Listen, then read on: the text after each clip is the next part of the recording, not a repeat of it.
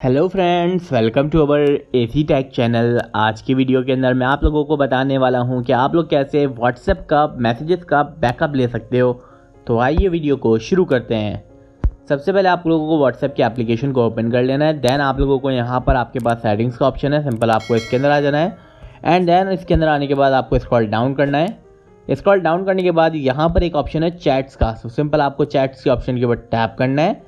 Chat backup का आपके सामने एक ऑप्शन शो हो रहा है, थर्ड नंबर पे आपके पास प्रॉब्लम शो होगा, सिंपल आपको इसके ऊपर आना है और यहाँ पे आके आप लोगों को बैकअप नाउ को टैप कर देना है। और उससे पहले आप लोगों को ऑटो बैकअप को भी इनेबल कर देना है। अगर आप लोग चाहते हो कि ऑटो बैकअप होता रहे, अगर आप लोग चाहते हो डेली होता रहे तो आपको डेली को सिलेक्ट करना है। अगर आप लोग वीकली चाहते हो वीकली होता रहेगा, अगर आप लोग मंथली चाहते हो तो मंथली होता रहेगा। ठीक है दोस्तों, इसके अलावा आप लोग बैकअप नाउ की वजह से टैप करोगे तो ऑटोमेटिकली आपके जितने भी मैसेजेस हैं सबका बैकअप हो जाएगा। आई होप ये वीडियो आप लोगों को पसंद आई होगी।